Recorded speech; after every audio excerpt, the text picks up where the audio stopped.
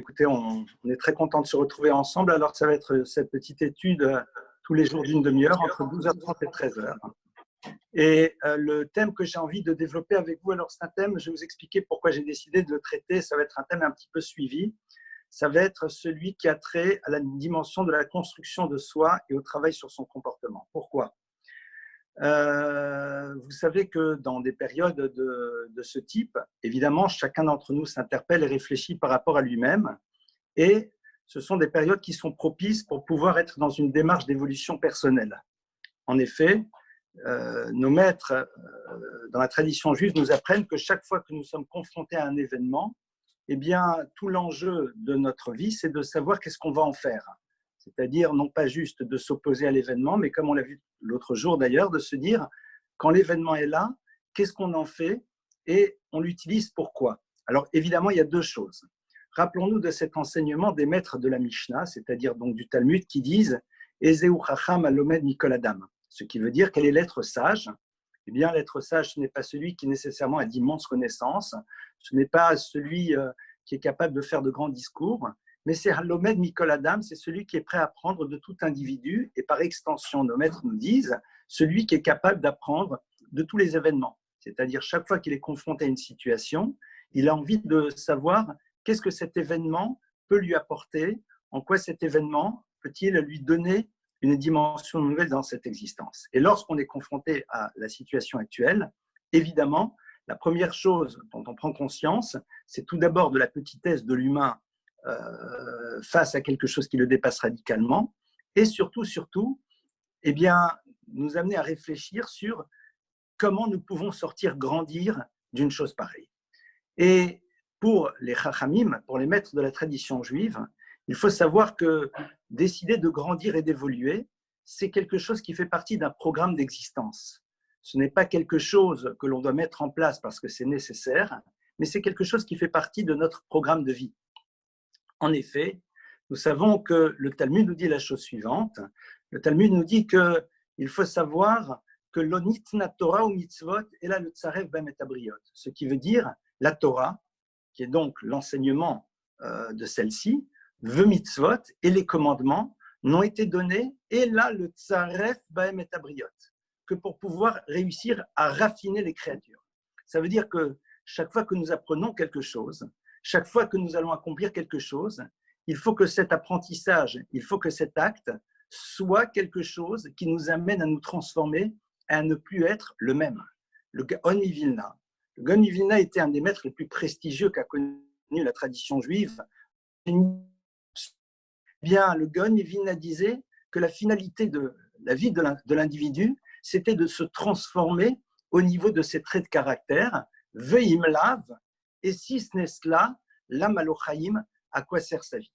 On est dans un univers dans lequel souvent, eh bien, les gens, leur vision du monde est la suivante: je suis comme je suis, il faut m'accepter comme je m'accepte comme je suis et c'est ma propre réalité et c'est comme cela que je vais avancer dans l'univers. Ce n'est pas du tout la vision que la Torah a des choses. La Torah considère qu'au fond, chacun d'entre nous arrive avec un certain nombre d'éléments qui le constituent. Il va devoir travailler sur ses traits de caractère négatifs et développer ses traits de caractère positifs. Pendant cette période dans laquelle on se trouve, eh bien, évidemment, on se trouve confronté à des situations très particulières qui vont révéler un petit peu quel est le caractère qui est le nôtre. Et j'aimerais donc entreprendre avec vous un travail, mais surtout, qui est basé sur nos textes. C'est-à-dire, ce qui est important, c'est de savoir qu'est-ce que nos textes ont à dire la chose suivante. Alors, le point de départ de ce travail sur soi, eh bien, commence d'abord par, en premier lieu, un constat.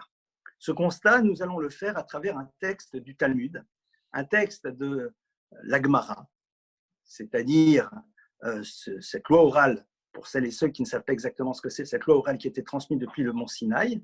Et ce texte, c'est dans le traité de Sanhédrin, page 91b. Alors, quel est ce texte? Amarle Antoninus le Rabbi. Antonin, donc Antonin, l'empereur Antonin, a dit à Rabbi. Alors, il s'agit ici d'un dialogue entre deux personnages extrêmement célèbres. L'un que beaucoup connaissent sûrement, Antonin, et le second, c'est Rabbi. Qui est Rabbi? Rabbi, c'est celui que l'on appelle Rabbi Yehuda Hanassi, Rabbi Yehuda le prince. C'est celui qui donc vit à l'époque d'Antonin, c'est celui qui va être le compilateur de la Mishnah. C'est celui qui va être un des maîtres les plus prestigieux de la tradition juive et qui va donc nous transmettre cette tradition orale à travers la construction de la Mishnah, à travers la discussion avec tous les sages de l'époque. Et donc, Antonin et Rabbi sont en lien. C'est très intéressant, il y a toute une histoire dans le Talmud qui dit qu'ils se connaissent depuis qu'ils sont tout enfants. Et Antonin et Rabbi, eh bien, sont ensemble et sont en train de discuter. Antonin et Rabbi discutent régulièrement ensemble. Et Antonin dit à Rabbi, mais Matai Yetzerara Sholet Badam. Il lui pose la question suivante, il lui dit, dis-moi, peux-tu me dire à partir de quand Yetzerara, c'est-à-dire ce qui pousse l'individu à aller dans la direction du mal, cet élément-là rentre-t-il chez l'individu? C'est-à-dire à partir de quel moment cette pulsion, ce désir d'aller vers le mal est quelque chose qui pénètre l'individu. Mishaat Yetzira ou Mishaat Yetzia. Est-ce que c'est à partir de là, du moment où l'enfant est conçu, ou alors est-ce que c'est à partir du moment où l'enfant va naître? La question est la suivante. Alors, pour ça, il faut bien comprendre un petit peu de quoi il s'agit. Qu'est-ce qu'on appelle par Yetzerara, Yetzertov? Nos maîtres nous disent qu'en effet, à l'intérieur de chaque individu, nous avons toutes sortes de forces qui sont présentes et nous avons des tendances qui nous poussent à aller dans une direction qui va vers le haut et des tendances qui nous poussent à aller dans une direction vers le bas. Ces tendances-là qui nous poussent à aller vers le bas, que l'on appelle Yetzerara, c'est-à-dire la tendance qui nous pousse à aller vers l'univers du mal, est-ce que cette dimension-là est présente chez l'individu au moment où il est dans le ventre de sa mère ou seulement quand il est né? A priori, c'est vrai que c'est quelque chose d'assez curieux. Quel est le sens véritablement de cette discussion? C'est en vérité la réponse qui va être passionnante. Rabbi va lui dire, Mishat Yotzira, je considère que dès le moment où l'enfant est conçu, cette dimension qui pousse l'individu à aller vers le mal fait partie de lui-même. Évidemment, ça pose beaucoup de questions. Ça veut dire que la dimension du mal est déjà présente. On ne va pas rentrer là-dedans. Mais regardez ce qui va se passer. C'est que lorsque Rabbi dit à Antonin, je t'explique à partir de quand cette dimension existe chez l'individu, eh bien, Antonin s'arrête et dit, je ne suis pas d'accord. À Marley, il lui dit, Imketn boet bemei imo veyotse. Il dit, je ne suis pas d'accord, car si véritablement, eh bien, il était dans le ventre de sa mère, boet bemei imo veyotse. Littéralement, il donnerait des coups de pied dans le ventre de sa mère, veyotse, et il sortirait. Phrase très curieuse qu'on va essayer d'analyser dans quelques instants. Et que se passe-t-il? Il lui dit donc, je considère que c'est seulement à partir du moment où il est né. Et Rabbi, à qui il a dit la chose suivante, il lui dit, tu as raison. Il lui dit, et ça c'est une chose qu'Antonin m'a appris, car en effet le verset va même valider son point de vue, comme il y a marqué, la petachatatrovetz à la porte, la faute est tapie. Alors, on va essayer de comprendre un petit peu, si vous le voulez bien, ce texte du Talmud qui est quand même quelque chose d'assez impressionnant. Qu'est-ce qu'il est en train de nous dire? Qu'est-ce qu'il est en train de nous apprendre? On a ici quand même un texte qui est a priori assez énigmatique. Tout d'abord, la première idée est la suivante. La première idée, c'est que lorsque Antonin discute avec son maître, eh bien, de manière très, très intéressante, qu'est-ce qui se passe? Rabbi, à qui il a posé la question, lui a donné une réponse. Et Antonin n'a pas peur de contredire celui qui lui donne la réponse. Il y a ici une première leçon qui est très intéressante, avant de rentrer dans le vif du sujet, c'est que nous sommes ici dans une relation de maître à élève, et on se rend compte que l'élève ne se sent pas dans une quelconque difficulté à remettre en cause la parole du maître. C'est-à-dire, il dit, j'entends tes mots, mais néanmoins, ça ne veut pas dire pour autant que je suis avec toi, car j'ai un argument à t'opposer par rapport à la réponse qui est la tienne. Et en effet, cet argument sera entendu par Rabbi. De là, on a une idée déjà qui est extrêmement intéressante à savoir, c'est que dans la tradition juive, lorsque on veut être véritablement dans une transmission, il faut être sûr que la relation que l'on a avec la personne à laquelle on est en train de transmettre lui permet de remettre en cause notre parole. Si cette personne ne se sent pas capable à un moment de nous questionner, si cette personne ne se sent pas capable de dire « mais je ne comprends pas, je ne suis pas d'accord », alors on ne peut pas être dans une transmission. Ça, c'est juste une parenthèse que j'avais envie d'ouvrir ici et de refermer, mais qui est fondamentale et qui est importante pour toutes les personnes qui transmettent et aussi, surtout pour tous les parents. Si l'autre ne se sent pas dans la liberté d'être dans le questionnement et la remise en cause de la parole qui est mise en place, quelque part, c'est qu'il se passe quelque chose dans la transmission qui n'est pas bon. On va donc re-rentrer dans notre sujet. Alors, qu'est-ce qui se passe? Rabbi a dit, sache que l'enfant dans le ventre de sa mère déjà a cette dimension-là. Antonin dit, je ne suis pas d'accord car sinon il donnerait un coup de pied dans le ventre de sa mère, il sortirait. Quel est cet enseignement? Eh bien, Rabbi entend d'Antonin la chose suivante. Sache qu'au fond, si l'enfant avait cette force qui s'appelle le Yetzer Hara dans le ventre de sa mère, il donnerait un coup de pied et il sortirait. Traduction, ce qu'on appelle le Yetzer Hara, c'est ce que l'on appelle Koach Hamrida, c'est-à-dire la force de révolte. La capacité à un moment de se révolter contre quelque chose et de ne pas accepter une exigence supplémentaire par rapport à moi-même. Pourquoi il est important d'avoir ce texte à l'intérieur de nous-mêmes avant d'aborder cette dynamique du travail sur soi? Pour une raison très simple. C'est que dès le moment où nous allons commencer à vouloir effectuer un travail par rapport à nous-mêmes, eh bien, nous allons avoir à l'intérieur de nous, d'un autre côté, ce qu'on appelle Koach Hamrida, cette force de révolte. C'est-à-dire, nous allons avoir à l'intérieur de nous cette difficulté à nous soumettre à une discipline intérieure, parce que tout simplement, l'être humain a ce désir profond de ne se sentir soumis qu'à ses propres désirs et qu'à sa propre volonté. Or, ici, le travail que nous allons faire par rapport à nous-mêmes, c'est un travail qui n'est pas simple, parce que c'est une exigence nouvelle que nous allons avoir vis-à-vis de nous.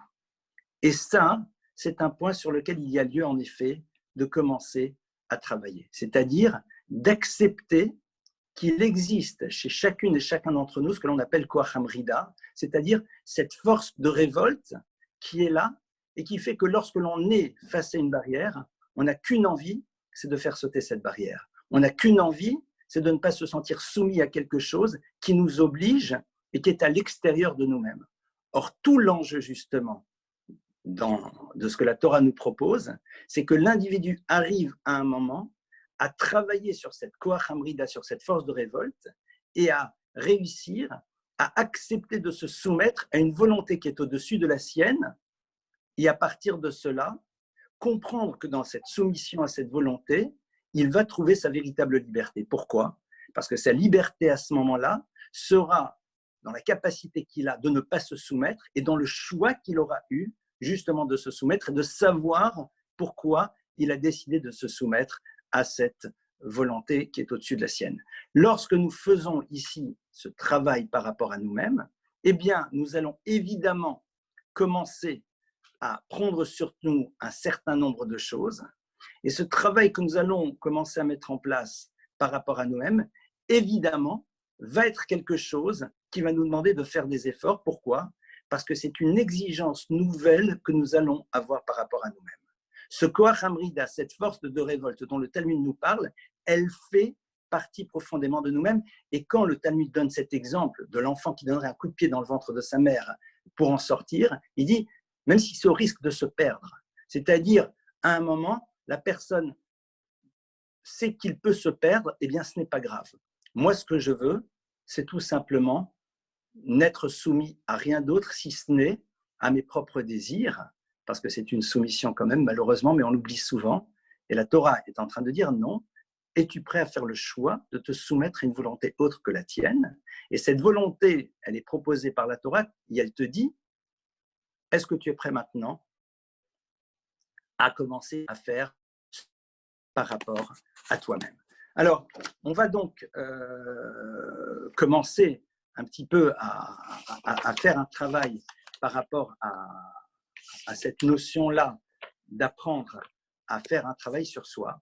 Et le point de départ de ce travail sur soi, eh bien, il va commencer à travers ce que nous avons vu tout à l'heure, c'est-à-dire, tout d'abord, apprendre à être. Alors, on a vu tout à l'heure cette notion de savoir apprendre de tous les événements auxquels nous sommes confrontés. Aujourd'hui, je voudrais démarrer avec un point qui va être fondamental. Ce point fondamental, c'est celui par lequel l'univers a été créé, et c'est la notion du travail sur le don. Apprendre à donner à l'autre. Vous savez, aujourd'hui, clairement, on est dans une situation dans laquelle on nous demande de faire preuve d'altérité de don. Et j'aimerais, avec vous, donc maintenant, commencer à ouvrir dans une réflexion sur comment peut-on faire un travail sur apprendre à donner réellement, tel que la Torah nous le propose. Alors, pour cela, on va démarrer, si vous le voulez bien, sur des textes à nouveau. Il y a un texte du Talmud qui nous dit que la Torah commence par un acte de don et se termine par un acte de don. Bon, de quoi s'agit-il? L'acte de don dont la Torah nous parle au début, c'est lorsque Adam et Ève sont dénudés et qu'ils prennent conscience de leur nudité. Le texte nous dit que Vayas Elohim l'Adam ou l'Ishto kotnot or vayalbishem, que Dieu a fait pour Adam et Ève kotnot or, des tuniques en peau vayalbishem, et il va les habiller. Le texte nous dit ça, c'est le premier acte de don qu'on voit dans la Torah. Et le dernier acte de don que l'on voit dans la Torah, c'est celui dans lequel, eh bien, Moïse va être enterré par Dieu. Alors, avant de continuer, donc, j'aimerais qu'on récapitule un petit peu ce qui nous a amené ici. Le point de départ de notre réflexion a été sur la nécessité d'apprendre à faire un travail par rapport à nous-mêmes, en quoi pour la Torah c'est quelque chose de fondamental. Sur la base de ça, nous avons vu que la grande difficulté dans ce travail sur soi, c'est une nouvelle exigence que nous allons créer par rapport à nous-mêmes. Or, pour la tradition juive, comme on l'a vu dans ce texte du Talmud, qu'on n'a pas vraiment développé, mais qu'on a juste ouvert, eh bien, avoir quelque chose sur soi de supplémentaire est quelque chose qui n'est pas si simple. Et en effet, arriver à prendre sur soi quelque chose de nouveau et quelque chose qui peut réveiller à l'intérieur de nous une forme de révolte, mais ça, c'est tout l'enjeu du travail sur nous-mêmes. Et nous allons maintenant commencer une série sur comment allons-nous véritablement apprendre à travailler sur la notion qui est au cœur même de la construction de l'humanité, c'est-à-dire sur la notion du chesed, sur la notion du don, sur la notion de l'altérité. Et pour cela donc, et c'est là où on en est maintenant, eh bien, il y a marqué dans le verset, il y a marqué dans le texte du Talmud que l'univers a été créé avec un acte de don. Évidemment, ça c'est quand Dieu crée l'univers, mais il commence par un acte de don et il termine par un acte de don. Alors l'acte de don du début, c'est quoi? On va s'arrêter dessus maintenant quelques instants. C'est le moment où Dieu va, dit le texte, donner ses habits en peau à Adam et Ève. Donc, sans rentrer dans les détails de qu'est-ce qui s'est passé, quoi, comment, mais on va essayer de comprendre c'est quoi cet acte-là et qu'est-ce qu'il vient nous apprendre. On a Adam et Ève qui sont dans le jardin d'Éden. Il y a la faute, il y a la transgression, il y a la conscience de tout ce qui se joue derrière la nudité. Je suis bien conscient que chacun des mots que j'utilise nécessiterait un cours en tant que tel. La notion de faux, la notion évidemment de faute, la notion de nudité, toutes ces choses-là, évidemment, chaque fois demande un travail en tant que tel. Mais là, pour l'instant, moi, je n'y suis pas. Ce qui est sûr, c'est que dans cette conscience de cette nudité, Dieu va leur donner des tuniques de peau. Et on dit ça, c'est un acte de don. Alors, c'est curieux parce que, de manière générale, lorsque l'on entrevoit la notion du don, c'est qu'il y a en face un besoin et un manque. Or, si on s'inscrit dans la logique du texte, d'accord, on va s'inscrire dans la logique du texte de la Torah. Dans la Torah, nous avons donc Adam et Ève, point, qui tous les deux prennent conscience de leur nudité, et le texte nous dit clairement qu'ils se font eux-mêmes des habits. Ils font des formes de pagnes, ils vont coudre des feuilles de figuier, et puis ils vont s'en faire des pagnes avec lesquelles ils vont recouvrir leur nudité. Donc concrètement, ils n'en ont pas besoin. Donc curieux de voir que la Torah ici nous dit, c'est ça le premier acte de don. Eh bien, on a peut-être ici un enseignement fondateur. C'est que donner, pour la Torah, ce n'est pas d'abord répondre à un besoin de l'autre. Donner, c'est d'abord réfléchir à ce que j'ai et qui peut être un plus pour l'autre, même s'il n'en a pas un besoin. Ici, Adam et Ève n'ont pas besoin de ces tuniques en peau. Elles ne sont pas nécessaires. Ils ont ce qu'il faut. Mais Dieu est en train de nous dire, je peux leur donner quelque chose qui sera, entre guillemets, un plus, ces fameuses tuniques en peau, sur lesquelles, évidemment, il y a énormément d'exégèse à faire, qu'on soit bien clair. Moi, je prends ici les choses au premier degré dans la lecture immédiate du texte. Or, concrètement, ces tuniques en peau maintenant qu'ils vont recevoir, ça sera un plus. Je peux leur donner. Ce n'est pas un manque, mais malgré tout, je peux leur apporter. De là donc, nous voyons pour la Torah, le point de départ d'une démarche de don, c'est quoi? C'est non pas juste réfléchir si l'autre a un manque, mais d'abord se dire qu'est-ce que je peux apporter à l'autre qui pourrait être un plus, même si ce n'est pas un besoin. Et évidemment, ça nous parle énormément, puisque on va dire qu'il y a plein de gens autour de nous qui n'ont pas actuellement besoin, d'accord? Ils sont chez eux, ils sont chez elles, ils ont chacune et chacun de quoi manger, de quoi se distraire, que sais-je. Donc concrètement, il n'y a pas ici une forme de manque, il n'y a pas ici un besoin, mais qu'on le veuille ou pas, cette possibilité de passer un coup de téléphone, de dire quelque chose de sympathique à l'autre, c'est une possibilité que nous avons. Et qu'on le veuille ou pas, quand on va l'apporter à l'autre, ça sera un plus. Et la Torah dit un élément qui va être fondamental, qu'on soit bien clair. N'attendez pas de voir s'il y a un besoin. Avant tout, la première chose que je vous demande, c'est de réfléchir de quoi vous disposez en stock qui pourrait être un plus pour l'autre, même s'il n'y a pas un manque. Et ça, en effet, c'est quelque chose sur lequel chacune et chacun d'entre nous peut réfléchir. On dispose de temps, on dispose de sourire, on dispose d'écoute, on dispose de mots gentils. Et évidemment, dans la vie au quotidien, qui n'est pas celle que l'on vit actuellement, en tout cas de la même manière, eh bien, c'est ce qu'on appelle devenir force de proposition. Force de proposition pour être un plus dans les univers dans lesquels on se trouve. Voilà déjà donc le point de départ de la notion du don dans la Torah, et sur laquelle, pardonnez-moi d'insister un petit peu, de manière peut-être un petit peu lourde, la Torah nous dit clairement qu'on soit bien clair. Le don, ce n'est pas la réponse à une demande. Évidemment que ça va être aussi cela, et on va en parler par la suite. Mais en premier lieu, c'est une réflexion par rapport à soi-même. Quels sont les éléments que je peux mettre à disposition de l'univers dans lequel je suis? Et quelque part, c'est évidemment à ce moment-là s'inscrire dans une certaine vision de l'existence. Car en effet, il y a un grand maître qui s'appelait le Rav Eliyahu Eliezer Dessler. Rav Dessler est un des rares survivants d'une très très grande école de pensée juive qui a existé avant la Shoah, qui s'appelait Kelm, un maître absolument incroyable. Et Rav Dessler, entre autres, dans ses essais, eh bien, développe longuement l'idée que dans le monde, il y a deux grandes catégories d'individus. Deux grandes. L'univers de ce qu'on appelle les notnim et l'univers des notlim. L'univers des notnim, c'est l'univers de ceux qui veulent donner. L'univers des notlim, c'est l'univers de ceux qui veulent prendre. Ce sont deux états d'esprit, qu'on soit bien clair. Il y a des gens qui cherchent à prendre, mais qui vont donner parce que ça participe de ce qu'ils ont besoin par rapport à eux-mêmes, ne serait-ce que par rapport à l'image positive qu'ils ont besoin d'avoir d'eux-mêmes. C'est la raison pour laquelle souvent ils ne donneront que dans certains cadres particuliers qui vont les satisfaire, qui vont satisfaire leur ego et leur vision narcissique sur elles-mêmes. Donc quelqu'un peut être un preneur et malgré tout faire des actes de don dans la mesure où ils vont satisfaire quelque chose qui est nécessaire pour lui.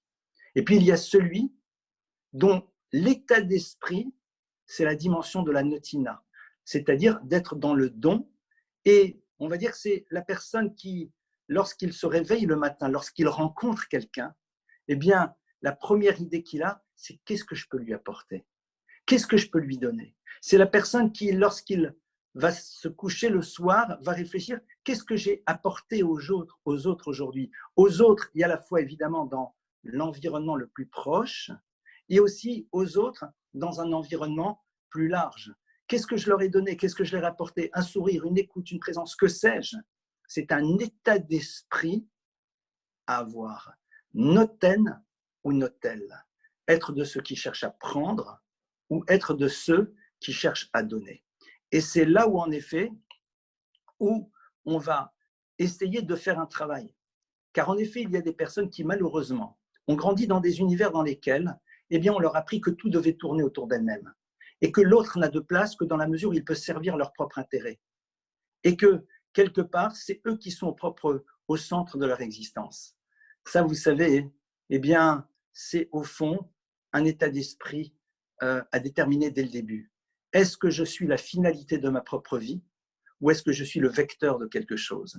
Si je suis la finalité de ma propre vie, alors en effet, malheureusement, on devient des gens qui sont des notling, des gens qui cherchent à prendre, c'est-à-dire qui, même dans le monde des relations, sont dans ce que j'appellerais des stratégies relationnelles. Dans un monde dans lequel, en effet, eh bien, l'investissement qu'ils auront les uns par rapport aux autres ne sera au fond guidé de manière plus ou moins consciente que par rapport aux bénéfices qu'ils vont pouvoir en retirer direct ou indirect. Ou alors la personne, c'est qu'il n'est là que pour être le vecteur d'une réalisation à l'intérieur de ce monde. Et donc, il doit remplir un rôle, il a une mission à remplir. Et la première mission qu'il peut remplir, c'est d'apporter aux univers dans lesquels il se trouve, que tous les univers qu'il croise puissent bénéficier de quelque chose de positif de cette personne. Et c'est peut-être à cela, et c'est là qu'on arrive, puisque les jours une demi-heure, et on va rentrer de plus en plus en profondeur dans cette dimension, on va découvrir, je pense, des choses assez passionnantes. C'est peut-être à cela que je nous invite à réfléchir d'ici demain. C'est-à-dire, puisque ce travail sur le don, ce n'est pas juste une réflexion intellectuelle. C'est peut-être d'abord se dire à quelle catégorie j'appartiens. Alors si je réalise que j'appartiens à la catégorie de ceux qui prennent, c'est pas grave parce que c'est génial de découvrir quels sont les points sur lesquels on va pouvoir travailler. Et surtout, de s'arrêter un instant, de faire ce constat de cette force de révolte qui existe à l'intérieur de nous lorsque l'on a envie d'aller vers quelque chose de positif, et souvent des éléments qui sont là qui disent « mais arrête, c'est ridicule, qu'est-ce que tu fais ça, personne ne fait ça, et il n'y aura que toi et tu vas te faire avoir et ça ne sert à rien, etc. » C'est tous ces arguments qui sont là pour nous empêcher de progresser et d'être dans une dynamique positive. Et s'arrêter un instant et se dire de quoi je dispose en stock que je peux apporter aux univers qui sont autour de moi. Chacune et chacun d'entre nous aura peut-être au début difficile à découvrir cela, mais au bout d'un moment, eh bien, les choses deviendront plus simples. La notion du travail sur soi, c'est quelque chose qui se met en place lentement, à l'image d'un corps humain qui est constitué de milliards de petites cellules. De la même manière, une construction spirituelle psychique nouvelle, ce sont des multiplicités de toutes petites choses qui, au fur et à mesure, vont nous aider à transformer notre identité. Et comme nous l'avons vu, pour la Torah, pour la tradition juive, la finalité de la vie, c'est de réussir, pardonnez-moi, c'est de réussir justement à travailler sur soi, à grandir, à évoluer, à ne plus être le même. Et cette période est peut-être un petit peu plus propice, entre autres, pour faire ce travail par rapport à nous-mêmes. C'est ce que je nous engage les uns les autres à réussir à faire. Je nous souhaite à toutes et à tous beaucoup de bonnes choses, une excellente santé, que toutes les personnes qui sont malades guérissent rapidement, que les gens fassent bien attention à eux et que Bezrat Hashem, eh bien, cette période soit une période qui puisse nous faire grandir dans tous les domaines. À demain, Bezrat Hashem de nouveau, à partir donc de 12h30, de 12h30 à 13h, pour la suite de ce cours sur la notion du travail sur soi et plus particulièrement dans l'univers du chesed, du don. Shavua Tov, très bonne semaine, excellente journée à tout le monde. Merci Eli.